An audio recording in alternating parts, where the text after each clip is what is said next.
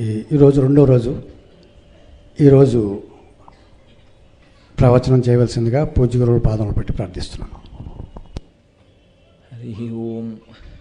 ఇవాళ ప్రవచనం అయిపోయి నేను మంగళం చెప్పిన తరువాత దయచేసి కబుక్కుని లేచిపోకండి. నేను మంగళం చెప్పిన తరువాత ఈ వారం రోజుల్లో మనం చెయ్యబోతున్నటువంటి శ్రీ వెంకటేశ్వర వైభవోత్సవ కార్యక్రమాలలో జరిగేటటువంటి విశేషాల గురించి ఒకసారి పరిచయం చేసే ప్రయత్నం చేస్తాను.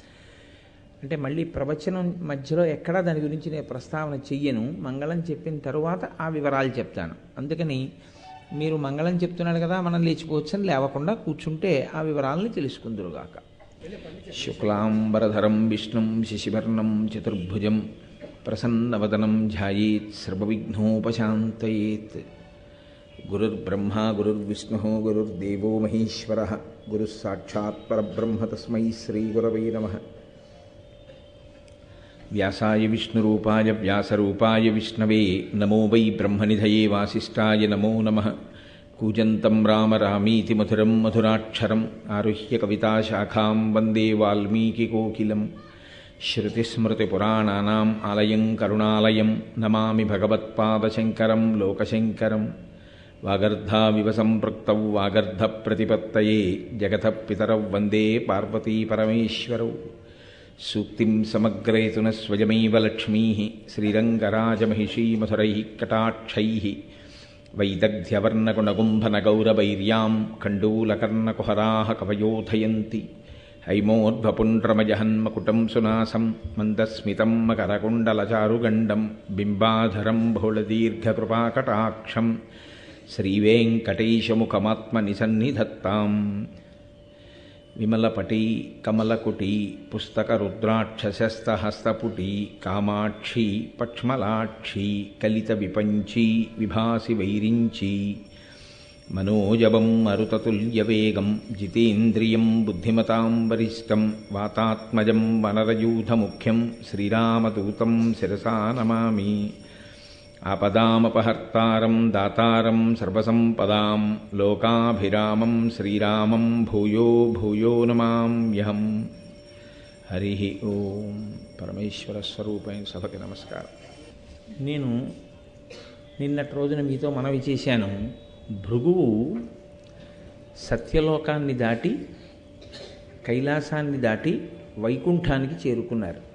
చేరుకుని అక్కడ లక్ష్మీ సహితుడైనటువంటి శ్రీమన్నారాయణుణ్ణి దర్శనం చేశారు. అదొక మహద్భాగ్యం. అదే సామాన్యమైన విషయమేం కాదు.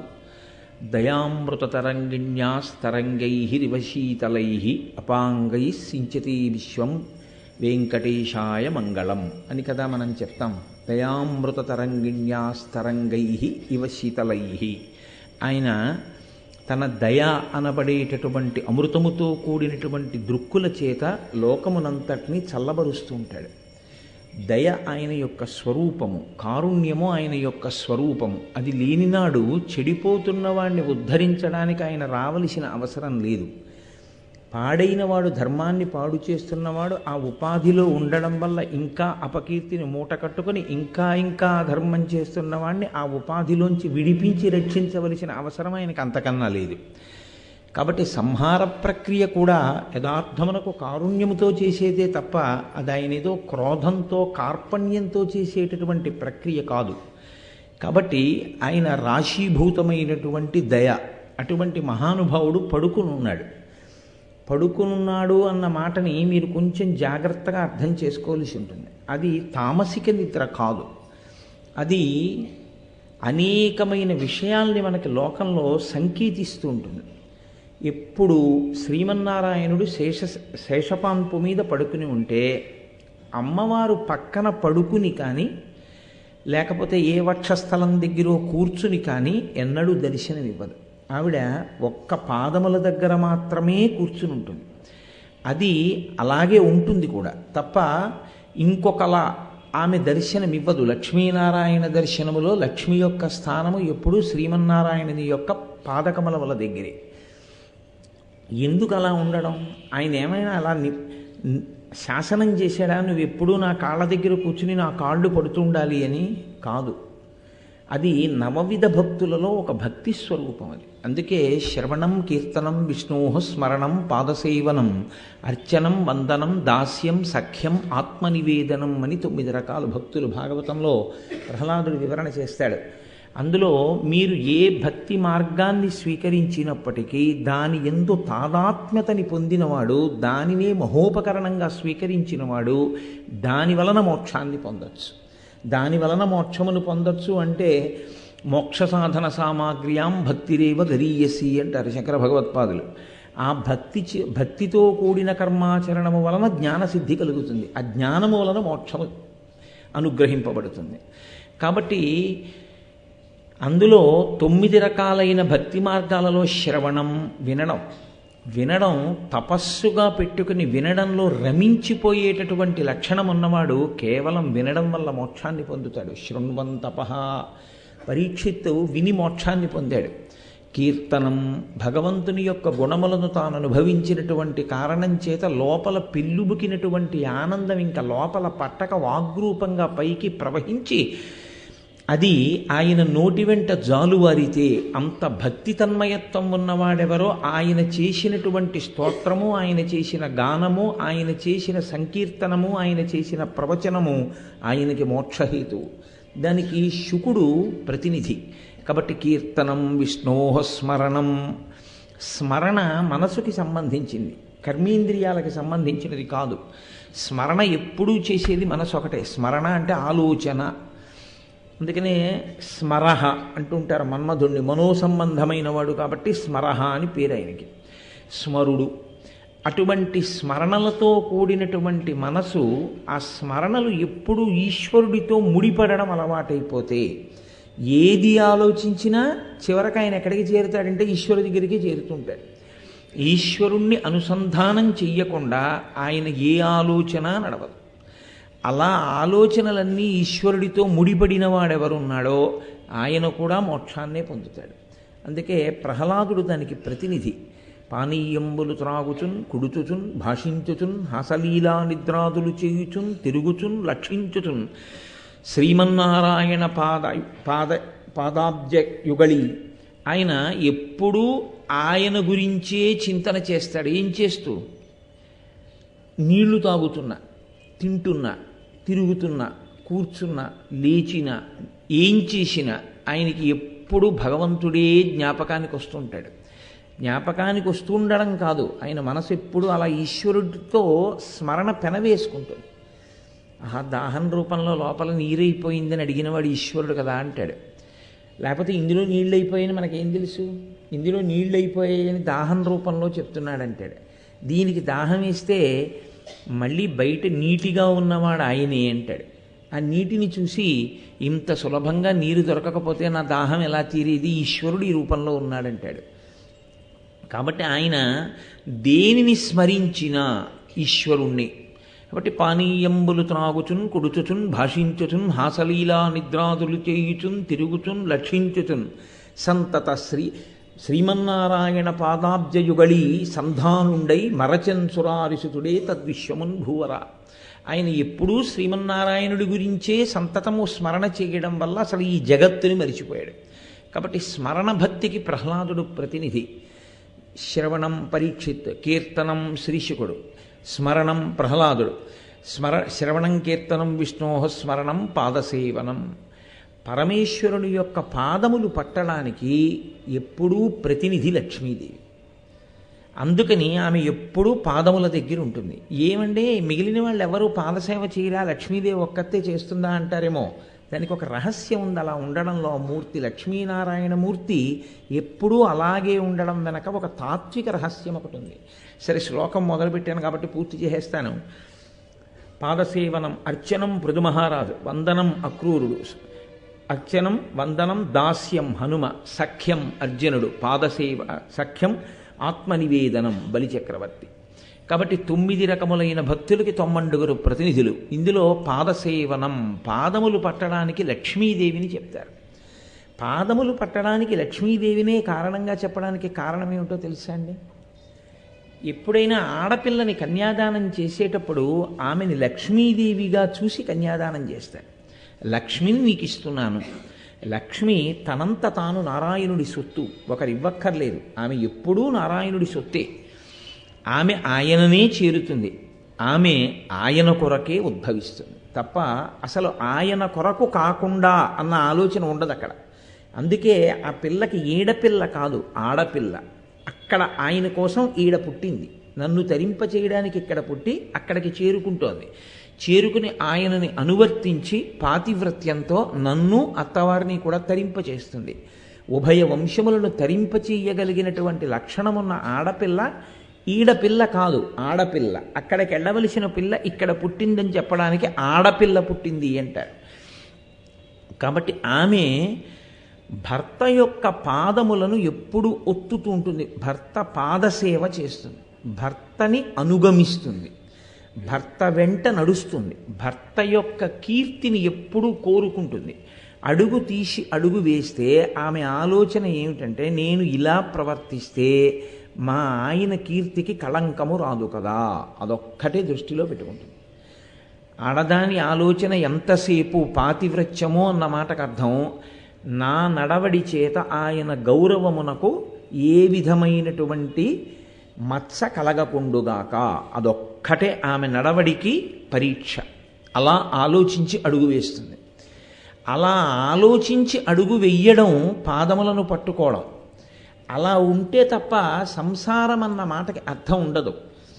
ఏదో అర్థం పర్థం లేని మాటలు ఒడ్డును కూర్చుని ఎన్నైనా చెప్పచ్చు, కానీ ప్రతి చోట కూడా ఒక మర్యాద అని ఒక మాట ఉంటుంది. ఆ మర్యాద యందు ఎవరో ఒకరికి ఒకరు లొంగి ఉండడంలో, ఒకరిని ఒకరు అనువర్తించడంలో ఈ సమాజం అభ్యుదయాన్ని పొందుతుంది. మీరు చూడండి, చెట్టు మొదట నీళ్లు పోస్తేనే నేను ఎందుకు బతకాలి అని చెట్టు అడిగింది అనుకోండి, మీరు చెట్టంతా నీళ్లు పోయలేరు. గురువుగారిని నేను ఎందుకు అనువర్తించాలి అని శిష్యుడు అడిగాడు అనుకోండి, గురు శిష్య ధర్మం లోకంలో నిలబడదు. తండ్రిని నేనెందుకు గౌరవించాలి అని కొడుకు అడిగాడు అనుకోండి, ఇంకా వ్యవస్థకు అర్థం ఉండదు. భర్తని నేను ఎందుకు అనుగమించాలి అని భార్య ప్రశ్నించింది అనుకోండి, ఆ సమాజానికి అర్థం ఉండదు. అనుగమించడం ధర్మం అంతే. అలా అనుగమించడం వల్ల ఏమవుతుంది? శాంతికారకం అవుతుంది. ఆ దంపతులు ఆ ఇల్లు కూడా పరమశాంతితో ఉంటారు. కాబట్టి ఆమె లక్ష్మిని నారాయణుడికి ఇస్తారు. అయితే ఆమె తనంత తాను కోరుకున్న స్థానం నారాయణుని యొక్క పాదసేవ. నారాయణుడు ఆవిడికి ఇచ్చిన స్థానం గుండెల్లో. ఆయన కాదు పాదముల దగ్గర పెట్టింది, ఆవిడ కూర్చుంది. ఆవిడ మహాపతివ్రత కనుక, నిత్యానపాయని కనుక ఆమె ఆయన పాదముల దగ్గర ఉంటుంది.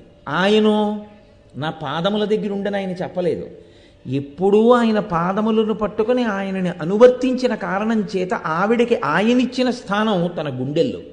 అందుకే లక్ష్మీం క్షీరసముద్రరాజతనయాం శ్రీరంగధామేశ్వరీం, ఆమె పరమేశ్వరుని యొక్క హృదయంలో కూర్చుని ఉంటుంది. అంటే ఏ స్త్రీ భర్తని అనుగమిస్తుందో, అనువర్తిస్తుందో, ఆయనని సేవిస్తుందో ఆమె ఆయన గుండెలలోకి చేరుతుంది. స్వాధీన వల్లభ. ఆమెని కాదు అని ఆయన ఏమీ చెయ్యలేడు. ఆమె లేనినాడు, ఆమె పక్కన ఉండకపోతే ఆయనకి అయోమయంగా ఉంటుంది. ఎంతో తెలుసున్నవాడే, ఎన్నో విషయాలు ఎరిగి ఉన్నవాడే, కానీ ఆ స్థానం ఒక్క పూట ఖాళీ అయిందనుకోండి. ఒక్క పూట ఖాళీ అవ్వడం అంటే ఆవిడ ఎక్కడికో వెళ్ళింది, ఆయన పంచి ఆయనకు కనపడదు, ఆయన ఉత్తరీయం ఆయనకు కనపడదు. ఆయనకి ఇంకా ఎంత కంగారో. ఎందుకు ఆ కంగారంతా అంటే, అది లేదు ఇంట్లో, అది లేదు ఇంట్లో, అది లేదు ఇంట్లో అంటుంటాడు. అది లేకపోతే ఏమైంది? మిగిలినవన్నీ లేవా? మిగిలినవన్నీ ఉన్నా ఆవిడ లేకపోతే ఆయనకు కనపడవంతే.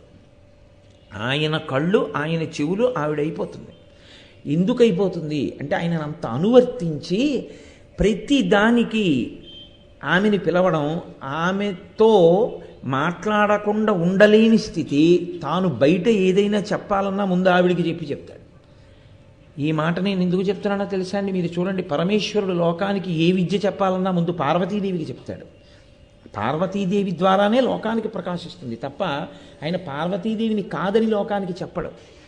అందుకని ఆవిడికి చెప్పకుండా ఆయన ఏదీ చెయ్యలేనంతగా ఆయన మనసుని ఆక్రమించగలిగినటువంటి స్థితి, ఆయన మనసులోకి చేరిపోగలిగిన స్థితి ఆయనని అనువర్తించి పొందింది, ఆయన్ని శాసించి పొందినది కాదు.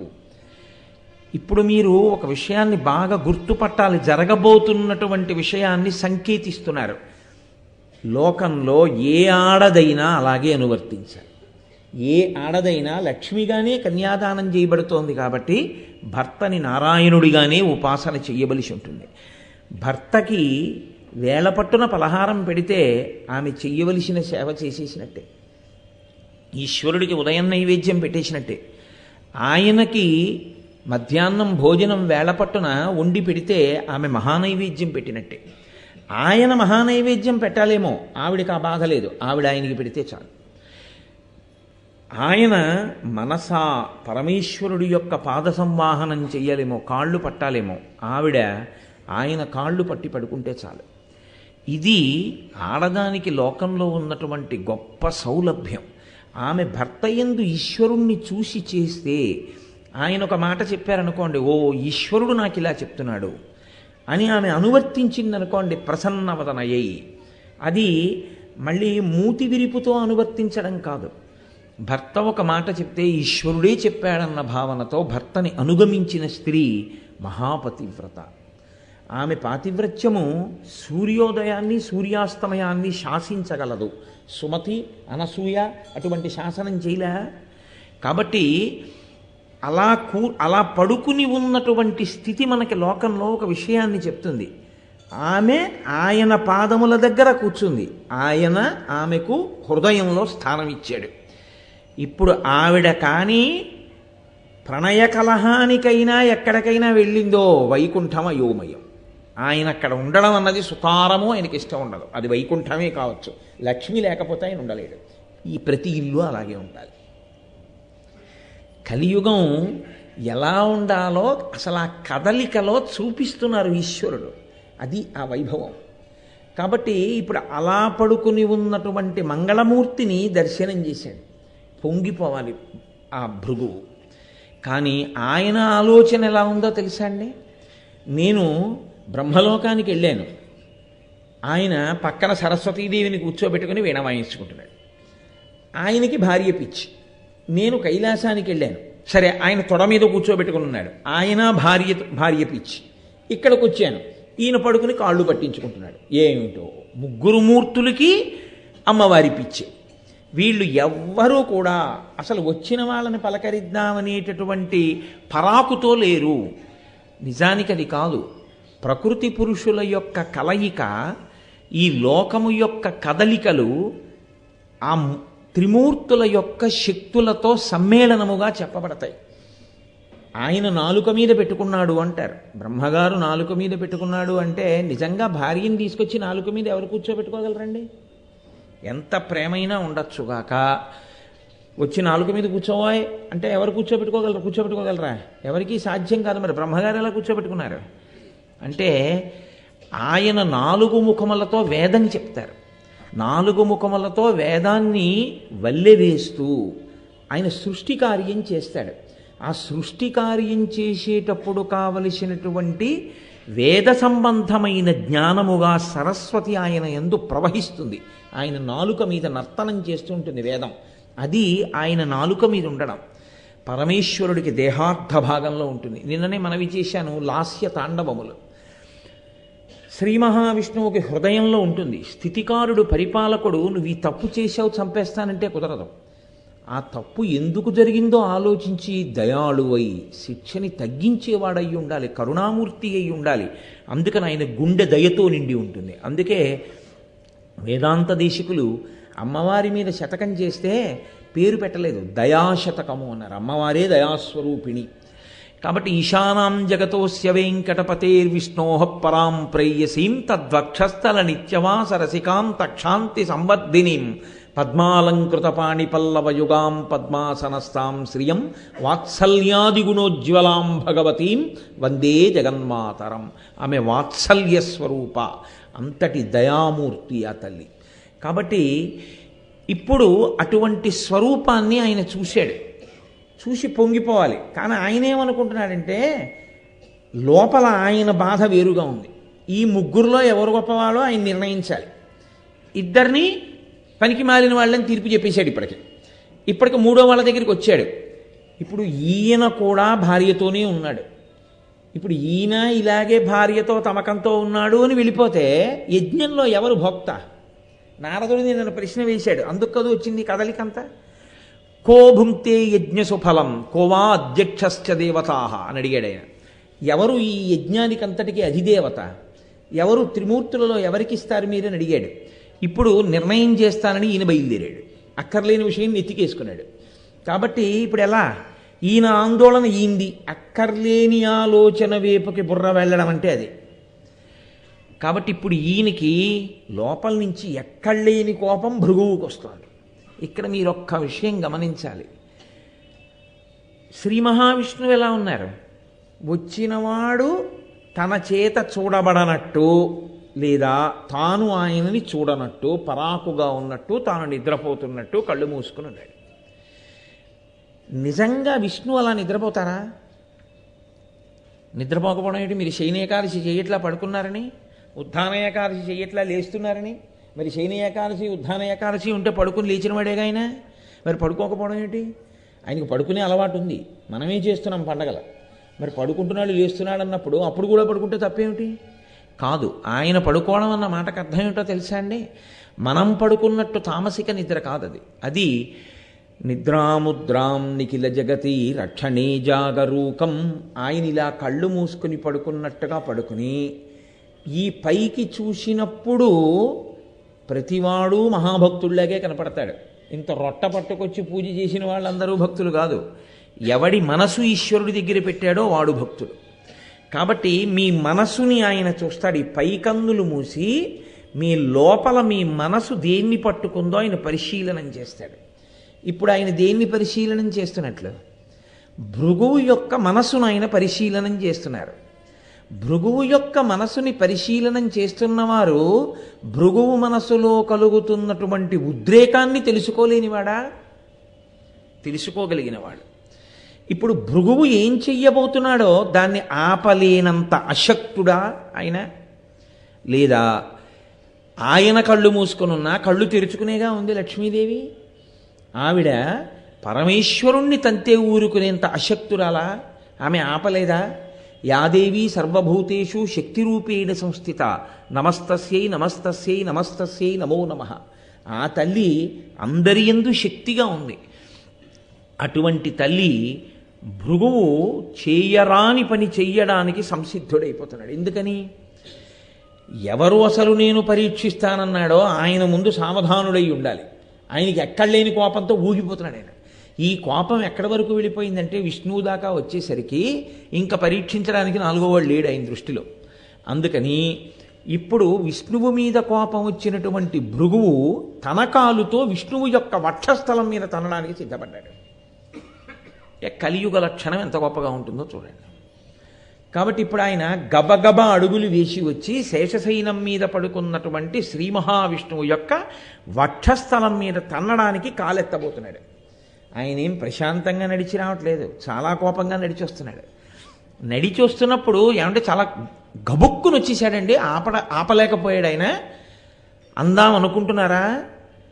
వాలి 4 సముద్రముల దగ్గరికి వెళ్ళి అన్ని చోట్ల నిలబడి అర్ఘ్యం ఇవ్వగలిగిన వేగం కన్నా వేగమైన బాణం వెయ్యగలిగిన రామచంద్రమూర్తిగా వచ్చినవాడు ఇటు తిరిగి యుద్ధం చేస్తున్నటువంటి వాలి ఏమిటి అని ఇలా చూసే లోపలే వచ్చి బాణం వక్షస్థలం మీద గుచ్చుకోగలిగినంత వేగంగా బాణమును విడిచిపెట్టగలిగిన రామావతారాన్ని స్వీకరించగలిగిన శ్రీ మహావిష్ణువు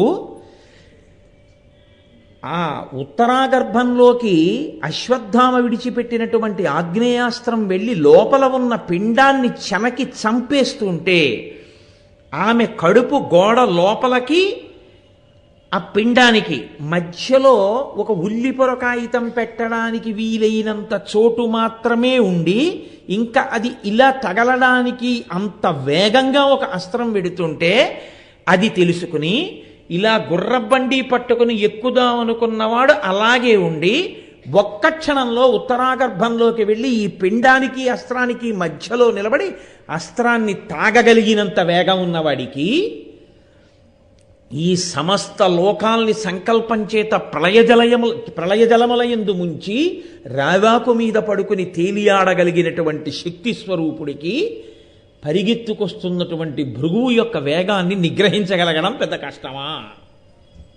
ఆయన చెయ్యలేడా ఆ పని? స్థాణువగుదువుగాక అని సంకల్పం చేశాడనుకోండి, అలా ఉంటాడు ఆయన. ఆయన ఏం కొత్తగా చేయక్కర్లేదు, ఇప్పుడు ధనుర్బాణాలో శంఖచక్రాలో ఏం పట్టుకోక్కర్లేదు. అటువంటి శ్రీమన్నారాయణుడు ఆయనే సామాన్యమైన వ్యక్తి. పోని తెలుసుకోలేనివాడా? అంత గబగబా వస్తున్నాడు, నాకు నమస్కారం పెట్టడానికి వస్తున్నాను అనుకున్నానండి అందాం అనుకుంటున్నారా? కురుక్షేత్ర సంగ్రామం అంతా అయిపోయిన తర్వాత రథం మీద తాను కూర్చుని సారథిగా అర్జునుడి వంక తిరిగి వెనక్కి, అర్జునా నువ్వు రథంలోంచి కిందకి దిగిపో, నువ్వు కిందకి దిగి గాంధీవం తీసేసుకో, రథంలో నీ సంబారాలు ఏమున్నాయో అవన్నీ తీసేసి కింద పెట్టేసుకో, కింద పెట్టేసుకున్న తర్వాత ఇంకా లోపల నీకు సంబంధించినవి ఏవి లేవు అనుకున్నాక చెప్పు, అప్పుడు నేను దిగుతాను, లేకపోతే ఉపద్రవం స్మా అంటే అర్జునుడు గాంధీవం, అక్షయ బాణతూణీరాలు, గదలు, కత్తులు అన్నీ తీసి కిందికి దింపేసి తాను కూడా కిందికి దిగి దూరంగా వెళ్ళి నిలబడి ఆఖరికి పతాకం మీద ఉన్నటువంటి హనుమ భూతగణములతో కలిసి ఆయన కూడా వెళ్ళిపోతే చిట్ట చివర రథం మించి కృష్ణ భగవానుడు ఆ పగ్గాల్ని ఇలా వదిలిపెట్టేసి ఒక్కసారి కిందకి దిగగానే రథం భగ్గున మండిపోయింది. మహాభారతంలో మండిపోతే అర్జునుడు ఆశ్చర్యపోయి, బావా అదేమిటి రథం ఇప్పటిదాకా కాలకుండా ఎలా ఉందన్నాడు. ఈ రథం యథార్థానికి కర్ణాదులు విడిచిపెట్టినటువంటి అద్భుతమైనటువంటి అస్త్రముల చేత ఎప్పుడో కాలిపోయింది. కానీ అలా కాలిపోతే అందులో ఉన్నటువంటి నువ్వు కూడా కాలిపోతావని ఈనాళ్ళు కాలకుండా దీని నుంచి కురుక్షేత్ర సంగ్రామం పూర్తయిపోయిన తర్వాత శత్రువుల్ని నిశ్శేషంగా సంహరించిన తరువాత ఇప్పుడు ఈ రథం తగలబడిపోయినా పర్వాలేదని నేను కిందకి దూకాను. నేను దిగితే తప్ప అది కాలడానికి వీల్లేదు, నేనున్నంత కాలం అది ఉండవలసింది. నేను కూడా నిన్ను భద్రంగా దింపి అన్నీ దింపేసి నేను దిగిపోయాక అది కాలిపోయింది, అది కాలకుండా నేను దాని మీద కూర్చుని కాపాడాను అర్జున అన్నాడు. ఇన్ని తెలుసున్నవాడు గబగబా వస్తున్నటువంటి భృగువు ఎందుకు వస్తున్నాడో తెలియనివాడా? మరి ఎందుకు ఉపేక్షించినట్లయినా? ఇది కదలిక. కదలనట్టు, తెలియనట్టు, ఆయన ఎరుకలోకి రానట్టు కదలక పడుకున్న వాడిలో నిజమైన కదలిక ఉంది. ఏ కదలికో తెలుసా అండి? అది వెంకటేశ్వరావతారంగా రావడానికి సంబంధించిన మొదటి కదలిక. అక్కడుంది అసలు కదలికంతా. కానీ అది పైకి దొరకదు ఆ కదలిక. ఆయనని అనుమతిస్తే ఆయన వచ్చి తంతే తప్ప ఒక కారణం ఏర్పడదు తాను కదలడానికి. ఈ కారణం తర్వాత ఇంకా మిగిలిన కారణాలు రావాలి. ఈ కారణములలో మళ్ళీ కలియుగంలో ఉండేటటువంటి లక్షణం ఏమిటో, తాను పైకి మాట్లాడకుండా కలియుగంలో ప్రజలు పాటించవలసిన ధర్మాలు ఏమిటో బోధ జరిగిపోతుండాలి.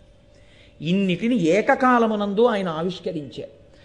కాబట్టి ఇప్పుడు ఈయన గబగబా కాలిత్తి అక్కడికి వెళ్ళి ఆ పడుకున్నటువంటి శ్రీ మహావిష్ణువుని ఒక్క తన్ను తన్నారు వక్షస్థలం మీద. తన్నగానే ఆ గుండెల మీద అరికాలుతో తన్నినటువంటి ఆ తాపుకి తెలివచ్చిన వాళ్ళే లేచాడు.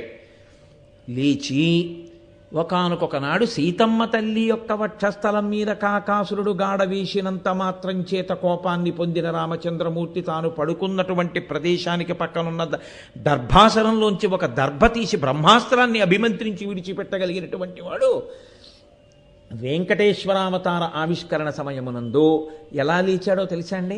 ఉద్ధాయ వినయాన్ వితౌ, అతి వినయంతో లేచాడు. ఇది అసంభవమైన విషయం. ఎందుకో తెలుసా అండి? మీరు నిజంగా నిద్రపోతున్న వాడిని గుండెల మీద దండారనుకోండి, వాడు ఉలిక్కి పడలేస్తాడు తప్ప మహావినయంతో లేవడం కుదరదు.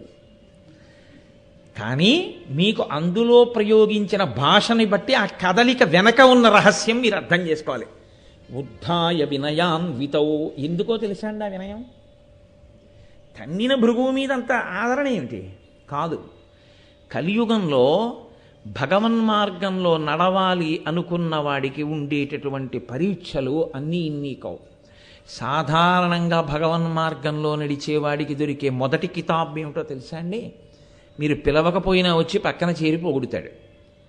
3 రోజులు అవదు, మీ వెనక్కి చేరి రాళ్ళేస్తాడు. నిన్ను సేవింపక నాపదల్పడమని నిత్యోత్సవం బబ్బని జనమాతృండనని సంసార మోహంబు పైగొనని జ్ఞానము గల్గని గ్రహగతుల్ కుందింపని మేలు వచ్చిన రాణి లోకుల్ నంగని మెచ్చని ఎలుగని లోలోన నిందించని చీకాకున్బడని మహాత్ముడని జేలొగ్గని మూకీభావమునంతిట్టని త్రోయని మీ కారుణ్యము కలిగి ఉండినను అంతే చాలునో శంకర.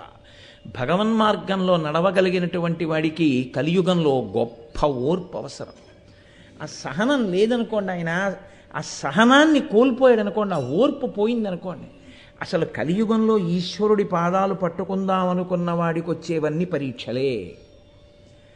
అసలు కలియుగం అంటేనే ఓర్పు ఉండకపోతే ఎక్కడైనా పడిపోతాడు. అసలు ముందు పడగొట్టేది ఇది కోపం తెప్పించి పడగొట్టిస్తుంది. కాబట్టి కలియుగంలో ఉండేటటువంటి స్థితిని ఎలా ఎదుర్కొనాలో ఆయన మనకి చూపిస్తున్నాడు. సహనం సహనం సహనం ఓర్మితో ఉండడమే. నువ్వు తిరగబడి కలియబడి సాధించేది కలియుగంలో కాదు. ఇతర యుగాల్లో అయితే ధనుర్బాణాలు పట్టుకోవచ్చు, చంపేసేయచ్చు. కలియుగంలో వచ్చిన ప్రమాదం ఏమిటో తెలుసా అండి? ఉపాధి చేత మనుష్యులు రాక్షసులు తెలియరు. అది కలియుగానికి ప్రథమ లక్షణం. మిగిలిన యుగాల్లో ఉపాధి చేత తెలుస్తారు, ఈయన మనుష్యుడు ఈయన రాక్షసుడు తెలుస్తారు. కలియుగంలో మనుష్య శరీరమునందు రాక్షసుడు ఉంటాడు. రాక్షసులు వేరే ఉండరు. వాడు ఈ శరీరంలోనే కూర్చుని పైకి మనుష్యుడిలా కనపడుతుంటాడు. వాడు చేసేవన్నీ రాక్షస కృత్యములే చేస్తుంటాడు. కాబట్టి ఎంతమందిని మీరు తెగటారుస్తారు? ఎలా తెగటారుస్తారు? కుదరదు. కాబట్టి ఈ యుగంలో మనుష్యుల్ని కలిపురుషుడు ఎంత తొందరగా పాపంలో ముంచుతాడో పరమేశ్వరుడు అంత దయాళువై ఆ పాపంలోంచి ఉద్ధరించి పాపం నుంచి వాడంతట వాడు బయటికి వచ్చే శక్తిని కృప చెయ్యగలిగిన వాడై వచ్చి నించోవాలి తప్ప అసలు ఆయన నేను పాపులను చెనకుతానన్న మాట కలియుగంలో అంటే అసలు బతకడానికి ఒక్కడూ ఉండడు. ఎక్కడో కోట్ల మందిలో ఒక్కడు ఉండాలంతే. కాబట్టి ఎంత ఓర్పుతో రావలసిన అవతారం ఆ అవతారం. ఎవ్వడూ ఆయన చెప్పిన మాట విని చేసేవాడు ఉండడు. ఎవణ్ణి చూసినా ఆయన చెప్పిన ధర్మాన్ని అతిక్రమించేవాడే కనపడతాడు. ఆయన చెప్పిన శాసనమైన వేదాన్ని తిరస్కరించేవాడే కనపడతాడు. వేదము ఎలా చెప్పిందో అలా బ్రతకని వాడే కనపడతాడు. అప్పుడు ఆయన చక్రం పట్టుకుంటే, అప్పుడు ఆయన శంఖం పట్టుకుంటే, ధనస్సు పట్టుకుంటే అప్పుడు అసలు లోకంలో ఇక మిగలడానికి ఉండరు. మిగిలిన యుగాల్లో అయితే మిగలడానికి కొంతమంది ఉన్నారు, చావడానికే కొంతమంది ఉన్నారు. ఈ యుగంలో అసలు మిగలడానికి ఉండేవాళ్ళు ఒకరో ఇద్దరు మిగులుతారు. కాబట్టి ఇప్పుడు ఆయన ఏం చేయాలంటే పరమ ఓర్పుతో నిలబడాలి. నిలబడితే తప్ప ఇంతమందిని ఉద్ధరించడం కుదరదు. కాబట్టి అసలు ఆ కదలికలో మొదట ఆ ఓర్పుని ఆయన సూచించాడు. కాదు, ఆయనకి ఓర్పు కాదు. కలియుగంలో వృద్ధిలోకి రావాలనుకున్న ఎవ్వడైనా ఈశ్వరుడి పాదాలు పట్టుకుని భక్తితో ఉందాం అనుకున్నాడు, వాడు చాలా ఓర్పుని కలిగి ఉన్నవాడై ఉండాలి. ఆ ఓర్పు లేదనుకోండి వాడు పడిపోతాడు ఎక్కడో. ఎందుకనో తెలుసా అండి? ఎక్కడ మీకు సన్మానం ఉంటుందో అక్కడే తిరస్కారం ఉంటుంది అని గుర్తుంచుకోవాలి. ఎక్కడ సన్మానం ఉంటుందో అక్కడే మీ అహంకారం పెరగడానికి విత్తనం ఉంది అని గుర్తుపెట్టుకోవాలి. అందుకే లోకంలో చాలా వృద్ధిలోకి వస్తున్నటువంటి పండితుడు నిస్వార్థమైనటువంటి బ్రాహ్మణుడు ఉంటే వాడిని కలియుగంలో ఎలా పాడు చేయొచ్చు అని అడిగారు. వాడికి ఒక 2-3 సన్మానాలు చెయ్యండి అన్నారు. చేస్తే వాడు పాడైపోతాడు. ఎందుకో తెలుసా అండి? వాడికి మీరు సన్మాన పత్రం ఇచ్చేశారనుకోండి చాలు, వాడు దాన్ని ఇంట్లో ఎదురుగుండా పెట్టుకుని రోజు పైనుంచి కిందకి కింద నుంచి పైకి చదువుకుని నేను నిజంగా అంతటి వాడిని అనుకుంటాడు. అదొక్కటి చాలు వాడు పాడైపోవడానికి. పోతుందంతే, నా అంతటి వాడిని నేను ఇంకా ఈశ్వరుడు ఎందుకంటాడు. కాబట్టి కలియుగంలో దేనికైనా సహనమే. మీరు చూడండి, నేను ఎందుకు వేదిక మీద కూర్చుని వివరంగా చెప్పాలి? మీరు ఎక్కడికి వెళ్ళండి మీ సహనానికి పరీక్ష ఉంటుంది. ఎక్కడ ఎవరి దగ్గరికి వెళ్ళండి, మాట దగ్గర నుంచి చేష్ట వరకు అసలు క్రమశిక్షణతో సాత్వికమైనటువంటి తీరుతో ఉండేటటువంటి వ్యక్తులు మీకు కనపడరు. ఒక్కసారి తీసుకెళ్ళి ఒకరినో కుర్చీలో కూర్చోబెట్టారో అంతే, ఎంత మార్పు వచ్చేస్తుందో, ఎంత అధికార లాలసో. గజ్జల మల్లారెడ్డి గారి భాషలో చెప్పారంటే, అధికార కామిని గాఢ పరిష్వంగము చేత ఆమె అధరామృతమును తాగి మత్తెక్కి తైతక్కలాడే అధికార బధిరాధములు అన్నాడు ఆయన ఒక చోట. అలా అటువంటి స్థితిని పొందేస్తాడంతే అధికారంలోకి వెళ్ళగానే. యుక్తాయుక్త విచక్షణ ఉండదు, ఎవడి ఇష్టం వచ్చినట్లు వాడు మాట్లాడుతుంటాడు. అన్ని చోట్ల మీరు ఓర్మి వహిస్తూనే ఉండాలి. ఆ ఓర్పు మీకు పోయిందో అవతలవాడు కాదు పాడయ్యేది, మీరు పాడైపోతారు. క్షమాదానం, క్షమాయజ్ఞం, క్షమా సత్యం హి పుత్రికాహ, క్షమా యశ, క్షమా సత్యం, క్షమయావిష్ఠితం జగత్ అంటారు వాల్మీకి మహర్షి రామాయణంలో. ఓర్పుయే సత్యము, ఓర్పుయే ధర్మము, ఓర్పుయే యజ్ఞము. అసలు నిజమునకు ఈ జగత్తంతా దేని ఎందుంది అంటే ఓర్పు ఎందే ఉంది. ఓర్పు పట్టలేక ఉద్ధతితో ప్రవర్తిస్తే అయిపోయిందంతే. ఏముందండి, ఇవాళ ప్రపంచం అంతా కూడా the entire world can be destroyed just through the press of a button, అంతే కాదా? ఎక్కడో కూర్చుని ఇలా ఒక బటన్ నొక్కితే ప్రపంచం అంతా వచ్చి బాంబులు పడిపోగలిగినటువంటి వ్యవస్థ ఇవాళ ఏర్పడిపోయింది. ఎక్కడ ఎవరు సహనాన్ని కోల్పోయినా ఈ ప్రపంచ పటంలో దేశాలుండవు, జీవజాలం ఉండదు. కానీ ఇంకా నిలబడగలుగుతోంది అంటే ఎక్కడో ఇంకా సహనం అన్న మాట ఒకటి ఉంది. అది లేకపోతే అర్థమేముంది?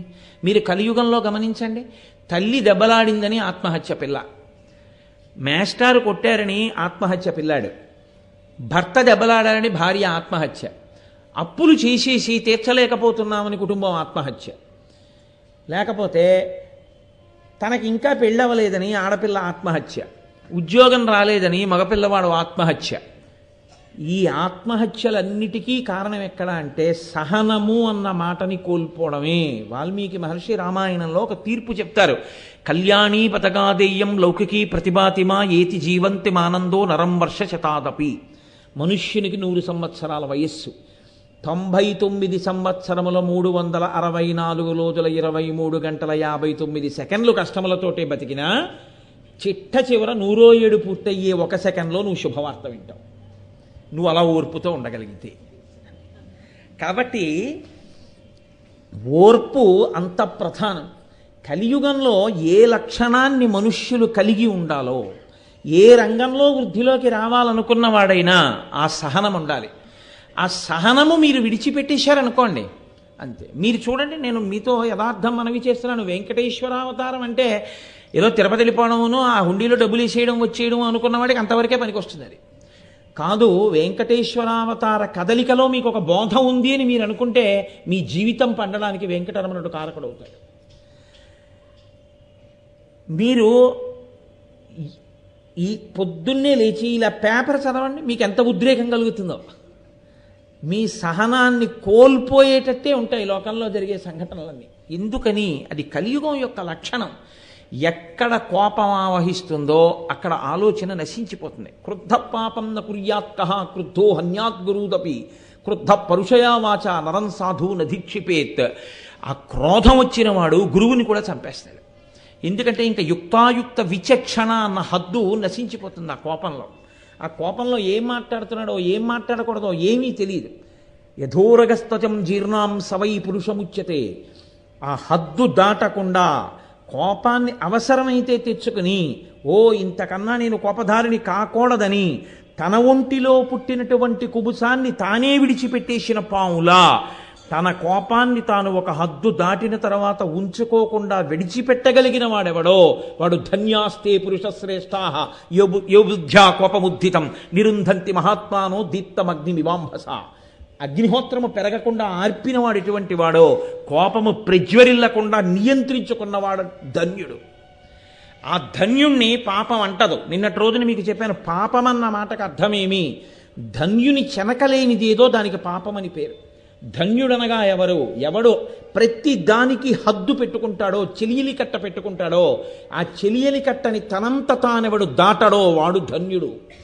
సముద్రం భూమి మీదకొచ్చి పడిపోయేటటువంటి శక్తి లేక ఉండిపోతుంది. అలాగా ఈ ఒడ్డు నేను దాటి రాను అని ఏదో ఒక గోనె బస్తాలో పెట్టి మూట కట్టేస్తే కాళ్ళు చేతులు గింజుకుంటున్నవాడిలా పొంగి పొరలచు వచ్చి పృథివిపై పడకుండా కడలిరాయుడి కాళ్ళు కట్టాడయా ఉన్నాడయా దేవుడు ఉన్నాడయా. ఆ సముద్రుడు ఆ చెలియలి కట్టను అడ్డు పెట్టుకుని అక్కడ వరకే వచ్చి వెనక్కి ఎందుకు ఎడుతున్నాడు? అంటే ఆయన పెట్టుకున్నాడు ఒక నియతి, నేను దాటి రాను, ఆయన వచ్చేస్తాను అని అన్నాడు అనుకోండి, మీరు ఆపగలరా నేను ఆపగలనా? ఆపలేము. అందుకే ఈ ఓర్పు ఎక్కడ ఉంటుందో అక్కడ పొంగు కుంగు ఉండదు. పొంగు కుంగు లేకపోవడం ఓర్పుకి మారు పేరు. పొంగు కుంగు ఉంటే ఓర్పు పోతుంది. ఎందుకో తెలుసా అండి? ఏంటండి ఇంత గౌరవం పొంది నేను ఇలా కూర్చోవడమా అన్నాను అనుకోండి, పోతుందంతే. ఏంటండి నిన్న సాయంకాలం ఉపన్యాసం చెప్పినప్పుడు అంత వేదిక మీద కూర్చుంటాను, అన్ని పూలదండలు వేస్తారు, అన్ని నమస్కారాలు పెడతారు, నేను ఆఫీస్కి వెళ్ళి ఇంకోటికి నమస్కారం పెట్టడమా? నీ పెట్టడం ఏంటండి అన్నాను అనుకోండి, పోయిందంతే నా ధర్మం. ఇక్కడ నేను నమస్కారమును పొందడానికి యోగ్యుణ్ణి. రేపు నేను ఆఫీస్కి వెడితే నా పై అధికారి యందు నేను విష్ణు స్వరూపాన్ని చూడాలి. నాకు ఆయన విష్ణువు. ఆ విష్ణు స్వరూపాన్ని చూసి నేను ముందు నమస్కారం చేయాలి. అప్పుడు నాకు ఈ ఇక్కడ పొందిన సత్కారం అక్కడ నమస్కారానికి అడ్డొచ్చింది అనుకోండి, అప్పుడు పోయేదేది? నేను కృతకమైనటువంటి హద్దులు పెట్టుకొని నా ధర్మాన్ని నేను పోగొట్టుకుంటున్నాను. ఎక్కడి ధర్మం అక్కడే. అది తెలియాలి. అందుకే సముద్రం చూడండి, వానాకాలంలో నదులన్నీ చేరుతాయి, పొంగదు. వేసవి కాలంలో నీరంతా సూర్యుడు లాగుతాడు, కుంగదు. ఎప్పుడూ ఒక్కలా ఉంటుంది. పొంగు కుంగు లేని సముద్రం చెలియలి కట్ట దాటదు, ఓర్పుతూ ఉంటుంది. సహనం. ఈ సహనం కలియుగంలో చాలా అవసరం. ఎక్కడ వరకు? చాలా ఓర్పుతో నువ్వు వ్యవహారాన్ని చక్కబెట్టాలి తప్ప ఒక్కొక్కసారి కోపం సాధనంగా వాడాలంతే. కోపాన్ని సాధనంగా వాడి నువ్వు చక్కబెట్టాలంతే. దాన్ని ఆ తర్వాత వెంటనే మనం అనుకున్న పని చక్కబడిపోతోంది, ఇంకా నువ్వు ఆ కోపం పట్టుకోకూడదు, అయిపోయిందంతే. అదొక పనిముట్టు. పటకార ఎంతవరకు పట్టుకుంటావు? వేడి పాలగిన్ని చేత్తో పట్టుకోలేవు కాబట్టి పటకారతో పాలగిన్నె పట్టుకుంటావు. ఓహోహో పటకారా, వేడి పాలగిన్నెను అద్భుతంగా పట్టినావు, నిన్ను నీ విడిచిపెట్టను, పట్టి విడువరాదు నా చెయ్యిని పట్టుకుంటుటాయి. పటకారని ఎంతసేపు అంటే పాలగిన్ని దింపడం వరకే. కోపం ఎంతవరకు? ఒక ముఖ్య ప్రయోజనాన్ని సాధించడానికి అది ఉపకరణం, అయిపోయింది, అది సాధింపబడింది, దారిలోకి వచ్చేసారు, నువ్వు వదిలేయాలంతే వెంటనే. నేను అదే పట్టుకుని అదే పీక్కుంటూ కూర్చుంటే వాడు బాగుంటారు, నువ్వు వాడైపోతావు. కాబట్టి ఎంతవరకు పట్టుకోవాలో అంతవరకు పట్టుకోవడం చేతనవడం ఓర్పన్న హద్దు చేత నిర్ణయింపబడుతుంది.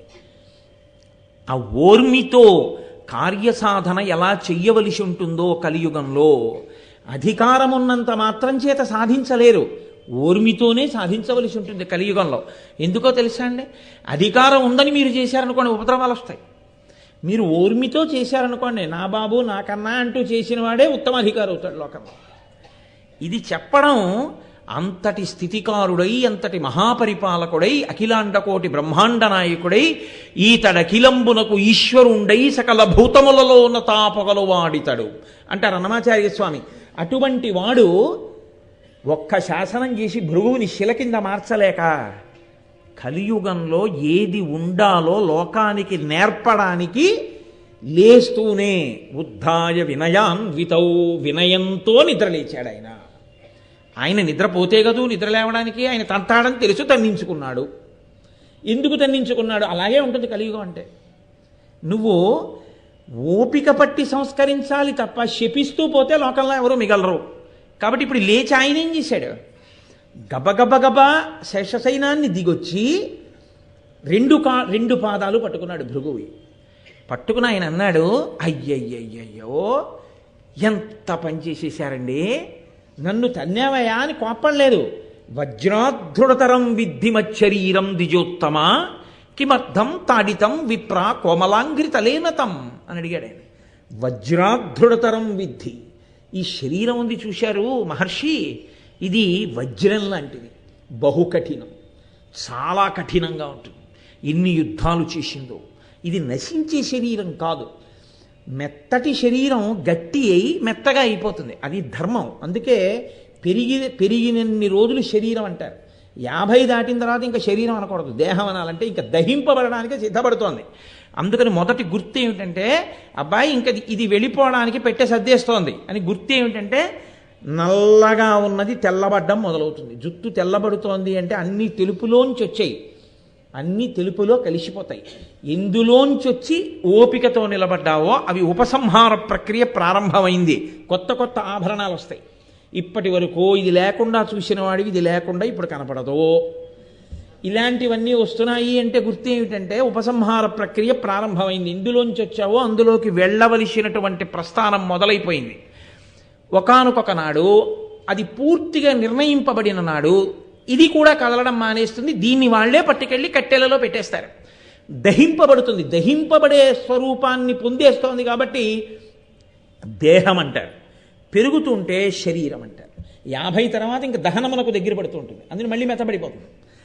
పుట్టినప్పుడు కాలు ముట్టుకున్నా, చేయి ముట్టుకున్నా, బొగ్గ ముట్టుకున్నా, గుండెలు ముట్టుకున్నా, పొట్ట ముట్టుకున్నా మెత్తగా ఉంటుంది. దూదిలా ఎలా ఉందో మా అబ్బాయి బొజ్జని ఇలా ముట్టుకుంటే మెత్తగా ఉంటుంది. వాడి పొట్టలో తండ్రి నోరు పెట్టి ఏదో ఊత్తూ ఉంటాడు. ఊతుంటే చప్పుడు వస్తుంది. వాడి కిలకిల నవ్వుతూ ఉంటాడు. ఏది పెద్ద అయ్యాక పెట్టండి, వజ్రంలా ఉంటుంది వాడి కడుపు. కాబట్టి శ్రీ మహావిష్ణువు అన్నారు వజ్రాధృఢతరం విద్ధి. ఈ శరీరం వజ్రంలా చాలా గట్టిగా ఉంటుంది. ఎన్ని యుద్ధాలు చేసిందో. దీన్ని తన్నడం, దీన్ని తంతే ఏమవుతుంది? మీ కాళ్ళు నొప్పెట్లా? ఎంత ఆశ్చర్యం అండి, ఎంత ఓర్పు అండి. ఆయన చేతకాక ఇదంతా కాదు. ఎందుకో తెలుసా? కలియుగంలో అసలు ఎలా ఉండాలో నేర్పుతున్నాడు ఆయన. ఇది నోటితో చెప్పక్కర్లేదు. ఆయన అవతారంగా రావడానికి కదిలిన మొదటి కదలికలో చూపించినటువంటి పాఠం ఏదుందో, సందేశం ఏదుందో అది లోకము పట్టుకుని అన్వయం చేసుకోవాలి. అందుకే మీకు అసలు వెంకటాచలం వెళ్ళేటటువంటి వాళ్ళకు వచ్చే మొదటి పరీక్ష ఎక్కడంటే కోపం వచ్చేవే ఉంటాయి. అన్నిటికీ క్యూలే, పెద్ద పెద్ద క్యూలు. ఇంకక్కడి నుంచి దొంగదారుల కోసం వెతుకులాట. తెలిసిన వాడు ఎవడైనా ఉన్నాడా? విఐపి లెటర్లు దొరుకుతాయా? రికమెండేషన్తో వెళ్ళిపోవచ్చా? ఈశ్వరుడి దర్శనానికి రికమెండేషన్ ఏమిట్రా? ఏదో డాక్టర్ గారి దగ్గరికి వెళ్ళి రికమెండేషన్ చేయించుకుని ముందు లోపలికి వెళ్ళిపోయినట్టు అక్కడ కూడా మహాన్యాయం. నీలాగే జ్వరం ఉన్న వాళ్ళు చాలామంది ఉంటే నువ్వు రికమెండేషన్ చేయించుకుని లోపలికి వెళ్ళండి. నీకు డాక్టర్ గారు తెలిసి పిలిస్తే వేరే విషయం. అది వేరు. అది ఆయనకి నీ పట్ల ఉన్న గౌరవం. నువ్వు ఎవరితో తీసుకొచ్చి రికమెండేషన్ చేయించిన డాక్టర్ గారి దగ్గరికి వెళ్ళడం ఏంటి? డాక్టర్ గారి దగ్గరికి వెళ్ళడమే అంత అన్యాయం అయితే ఈశ్వరుడి దగ్గరికి రికమెండేషన్ చేయించుకుని వెళ్ళడం ఎంత అన్యాయం అండి? అంటే ప్రతిదానికి కోపం వచ్చేవే ఉంటాయి. ఏదో కోపం వచ్చే సందర్భాలు ఉంటాయి. ఎందుకుంటాయో తెలుసా అండి? నా దర్శనానికి వచ్చావు కదా, నేను కదిలి నీ కోసం వచ్చాను కదా, నేను రావడంలో అంత ఓర్పు పట్టా, తన్నినా ఓర్చా. ఏ పాటి ఓర్పు పడుతున్నావురా జీవితంలో? అది పడితే నేను నిన్ను చూసి పొంగిపోతాను. అసలు ఏ ఓర్పు లేకుండా ఉత్తుత్తినే నా దగ్గరికి వచ్చి దొంగ నమస్కారాలన్నీ పెడుతుంటే నువ్వు నేర్చుకున్నది ఏముంది? వెంకటరమణుడి భక్తుడు అంటే, వెంకటేశ్వర దీక్ష అంటే వెంకటేశ్వరుడు లోకానికి ఇచ్చిన సందేశాన్ని పట్టుకోగలగడం. కాబట్టి ఆయన అన్నారు వజ్రాధృఢతరం విద్ధి మచ్చరీరం ద్విజోత్తమ కిమర్థం తాడితం విప్ర కోమలాంఘ్రితలేనతం. చాలా కోమలంగా ఉండే మీ పాదం యొక్క అరికాలు, ఇంత మృదువుగా ఉన్న అరికాలుతో ఈ శరీరాన్ని తన్నారా? ఉండండి ఎంత పెట్టిందో అని వెంటనే గబగబా ఆయన ఏం చేశాడంటే ప్రక్షాళ్యో ఉష్ణోదకం తీసుకొచ్చి వేడి నీళ్లు తీసుకురా అని వేడి నీళ్లు తెప్పించి, మనం చూడండి ఏమైనా కాస్త కాళ్ళు నొప్పి పెడితే వేడి నీళ్లు పోసుకుంటాం, పెట్టండి గిన్నెలో అని ఓ గిన్నెలో ఆ కాళ్ళు పెట్టించి ఓ పళ్ళెంలో వేడి నీళ్లు పోసి ఆ పాదాలు కడిగాడు. ఇప్పుడు ఎంత పొంగిపోతాడు భృగు అంటే, అత్యంత ముక్కోపికి సత్కారమే విరుగుడు. సత్కారం చేసేసారనుకోండి, ఆయన ఏం సర్టిఫికేట్ ఇస్తాడంటే ఈయనంత మంచివాడు లేడంటాడు. అది పరిశీలనం చేతి ఇచ్చిందా, ఆయనకి జరిగినటువంటి సత్కారం చేతి ఇచ్చిందా? అంటే నీకు సత్కారం ఎక్కడ బాగా జరిగిందో ఆయన పూజనీయుడా? అదే నువ్వు సర్టిఫికెట్లు ఇచ్చే విధానం అంటే? కలియుగం అలా ఉంటుంది. నువ్వు ఏం చేస్తున్నావు అన్నదాన్ని బట్టి నీకు గుర్తింపు ఉండదు.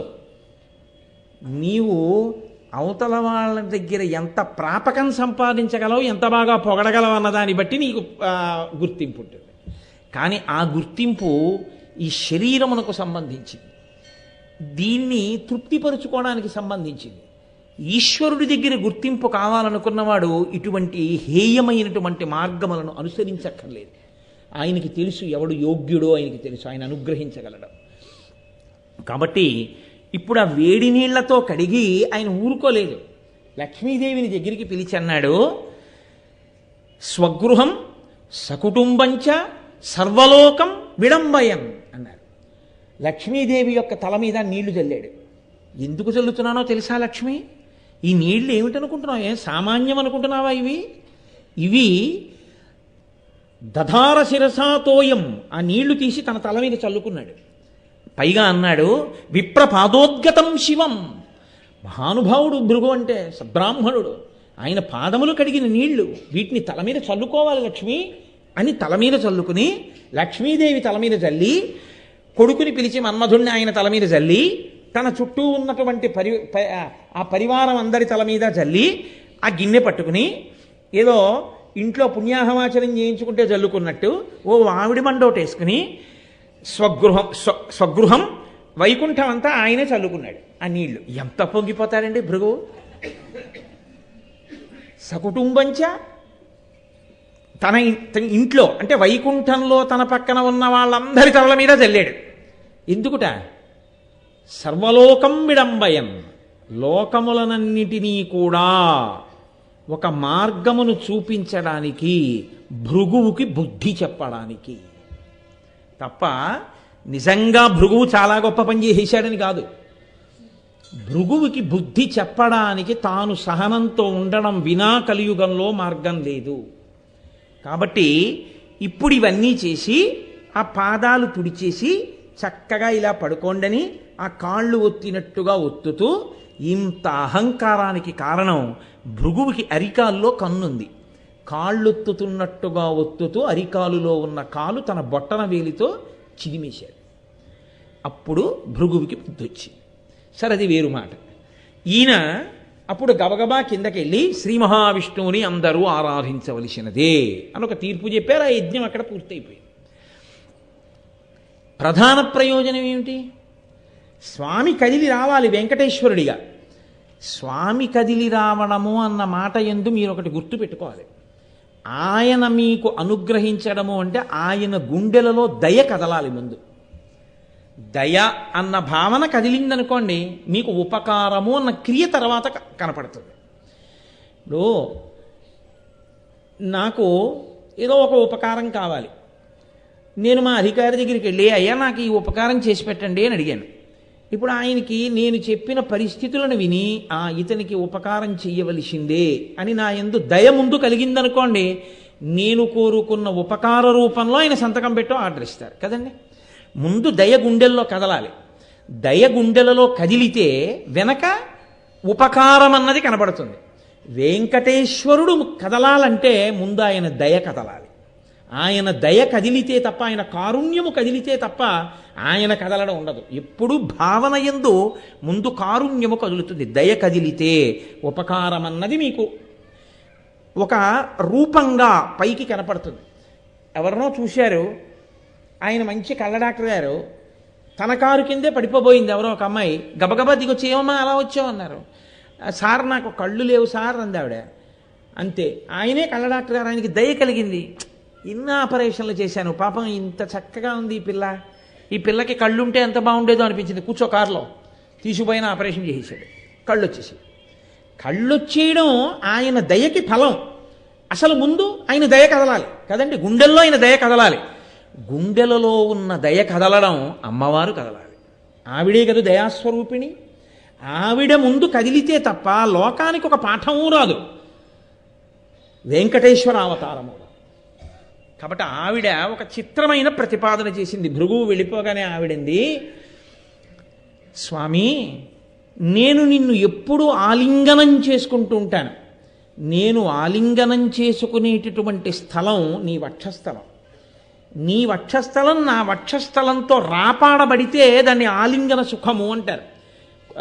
పుత్రగాత్ర పరిష్వంగము కన్నా సుఖము ప్రపంచమునందు లేదు అని. కొడుకుని కౌగిలించుకోవడం అంటే కొడుకు యొక్క గుండె, కొడుకు యొక్క వక్షస్థలం తండ్రి యొక్క వక్షస్థలానికి పూర్తిగా తగిలేటట్టుగా ఒకరినొకరు కౌగిలించుకోవడం. అలా కౌగిలించుకుంటే ఒక గొప్ప సంతోషం ఉత్పన్నమవుతుంది. ఒక కొడుకుని తండ్రి కౌగిలించుకున్నట్టు నేను నిన్ను ఆలింగనం చేసుకుంటూ ఉంటాను భర్తవి కనుక. నేను నిన్ను ఆలింగనం చేసుకోవడము అనేటటువంటి నా తృప్తి స్థానము నీ గుండె. నా తృప్తి స్థానమును నీతో సమానుడు కానివాడు, నీకు కొడుకు సదృశుడు, ఒక ఋషి, ఒక మనుష్యుడు తన్నాడు. ఇది అపచారం. తండ్రిని కొడుకు తన్నకూడదు, తన్నాడు. నువ్వు సహించావు, పైగా కాళ్ళు కడిగావు. ఏ నా ఆలింగన స్థానము అవమానింపబడిందో దాన్ని నేను హర్షించలేను. కాబట్టి కరవీరపురం గచ్చామి గరుడధ్వజ, నేను కరవీరపురం వెళ్ళిపోతున్నాను, వెళ్ళిపోయి అక్కడ ఉంటాను. నేను వైకుంఠంలో ఉండదలుచుకోలేదు కొంతకాలం. నాకు రోషం వచ్చింది, కోపం వచ్చింది, నేను వెళ్ళిపోతున్నానంది ఆవిడ. అయితే మీరిక్కడ తడితోసి జగన్నాథ మదాలింగ స్థల, నేను ఏ ప్రాంతాన్ని కౌగలించుకున్నప్పుడు నా గుండెల చేత రాపాడిస్తానో ఆ స్థానాన్ని తన్నాడాయన. లేదు, నా నివాస స్థానాన్ని తన్నాడాయన. నువ్వు నాకు ఇచ్చిన స్థానం గుండె, అక్కడ తన్నాడు. కాదు, నీ గుండె నా ఐదోతనానికి గుర్తు, దాన్ని తన్నాడాయన. నాకు బాధ కలిగింది. నువ్వు క్షమించావు, నేను క్షమించలేను. నువ్వు క్షమించిన వాడిని నేను శపించలేకపోతున్నాను, కాబట్టి నేను వెళ్ళిపోతున్నాను వైకుంఠం నుంచి అని. ఎక్కడికి వెళ్ళిపోతుందో చెప్పింది ఆవిడ. చెప్పకుండా వెళ్ళిపోలేదు ఆవిడ. గచ్చామి గరుడధ్వజ, నేను వెళుతున్నాను ఎక్కడికో తెలుసా, కరవీరపురం వెళ్ళిపోతున్నాను, కొల్హాపురం వెళ్ళిపోతున్నానని తల్లి వెళ్ళిపోయింది లక్ష్మీదేవి. వెళ్ళిపోతే అక్కడ ఒక పెద్ద గమ్మత్తోడు జరిగింది. ఆవిడ వెళ్ళిపోయినటువంటి ఉత్తర క్షణంలో యథాగత మహాలక్ష్మి తథా నారాయణో హరి, ఆవిడ వైకుంఠం నుంచి వెళ్ళిపోగానే శ్రీ మహావిష్ణువుకి ఒక్క క్షణం కూడా అక్కడ ఉండబుద్ధి లేదు, ఆయన వెళ్ళిపోయాడు. ఇది బాహ్యంలో లక్ష్మీదేవి వెళ్ళిపోయింది కాబట్టి ఉండలేక ఆయన వెళ్ళిపోయాడు. ఆంతరంలో దయ కదిలితే కానీ వెంకటేశ్వరుడు కదలడు. ఆయన కదిలి వస్తున్నాడు అవతారానికి. కింద ఇక్కడ నిలబడడం కోసం మహానుభావుడు బయలుదేరి వస్తున్నాడు. ఇందులో మీరు ఒక పెద్ద రహస్యాన్ని ఒకదాన్ని పరిశీలించవలసి ఉంటుంది. ఆమె నిత్యానపాయని కదా. తెల్లవారి లేస్తే లక్ష్మీదేవికి పూజ చేస్తే మనం నిత్యానపాయనీం నిరవద్యాం దేవదేవ దివ్య మహిషీం అని చెప్తున్నాం కదా. అటువంటి తల్లి ఎప్పుడూ వీడి ఉండని తల్లి కదా.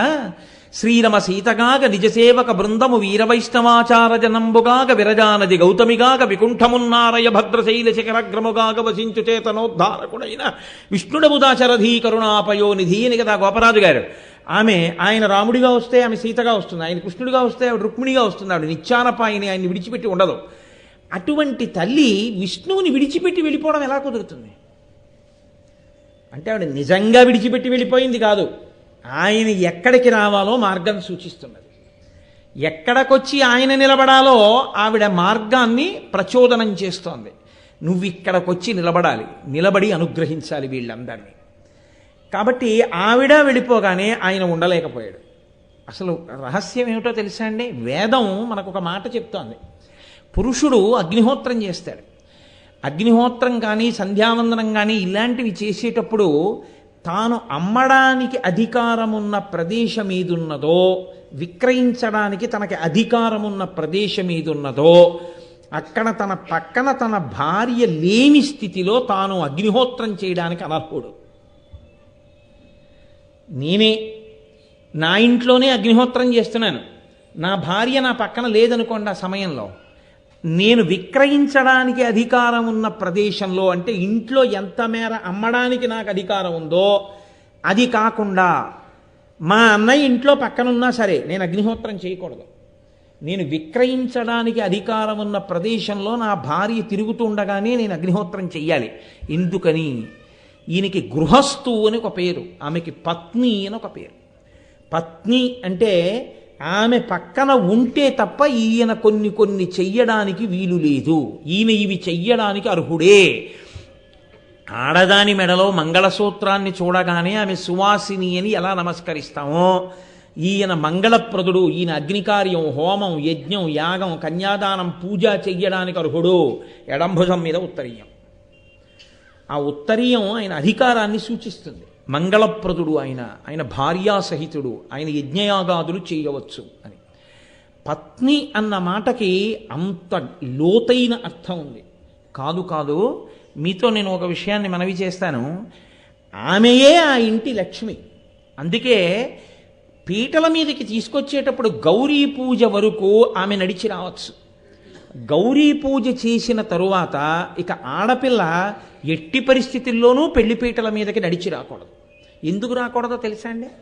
ఆమెతో గౌరీ పూజ చేయించినప్పుడు కన్యావరణ అయిపోతుంది.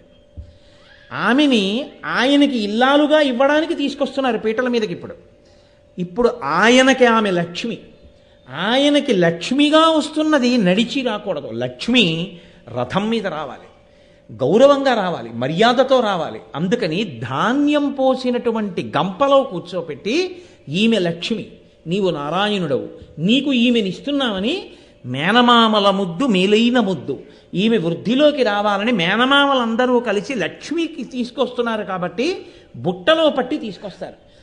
మా అక్క చెల్లెలికి తోడ పుట్టినందుకు మేము పొందిన అదృష్టం ఏంటంటే, మా అక్క చెల్లెలి కడుపున పుట్టిన లక్ష్మిని మేము పట్టుకుని తీసుకెడుతున్నాం, నారాయణుడి దగ్గరికి తీసుకెడుతున్నాం, ఇంతకన్నా మాకేం కావాలి అని వాళ్ళు పంచెలు కట్టుకుని ఉత్తరీయాలు వేసుకుని వాళ్ళు బుట్ట పట్టుకుని ఎడతారు లక్ష్మీదేవిని. లక్ష్మీదేవిని పట్టుకుని తీసుకొచ్చి నారాయణుడికి అప్పచెప్పారు కాబట్టి మగపెళ్లి వారు మురిసిపోయి, లక్ష్మినే తెచ్చి తనకు అప్పచెప్పారంటే మామగారు మురిసిపోవాలి, తన ఇంటికి లక్ష్మీదేవి వచ్చింది కాబట్టి ఎక్కడో పుట్టిన పిల్ల ఇక్కడికి వచ్చింది, ఇంటి పేరు వదిలేసింది, వంశం వదిలేసింది, గోత్రం వదిలేసింది, తన కొడుకు యొక్క తేజస్సు స్వీకరించి తన వంశానికి ఉద్ధారకుణ్ణి కనిస్తోంది. తను తాతయ్య మనవణ్ణి చూసుకుని మురిసిపోతున్నాడు. ఇన్ని తరాలు చూశానని తాతగారు అని పిలిపించుకుని సంతోషపడిపోతున్నాడు.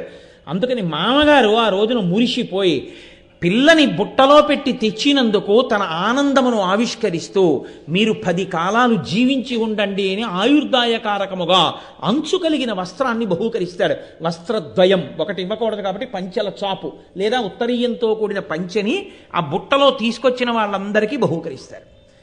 అసలు ఆడపిల్ల జీవితంలోకి ప్రవేశించడమే అంత గమ్మత్తు.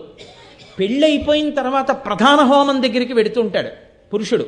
వెళ్ళేటప్పుడు భార్యని తీసుకెళ్ళేటప్పుడు ఒక మంత్రం ఉంటుంది, ఆ మంత్రం చెప్పి తీసుకెళ్ళాలి. ఏమని తీసుకెళ్తాడో తెలుసా అండి? నీవు స్వామిని అయి నడిచిరా అంటాడు. అంటే హోమం చేయడానికి ప్రధాన హోమం రాత్రి ముహూర్తం అయితే రాత్రి చేసేస్తారు ప్రధాన హోమం.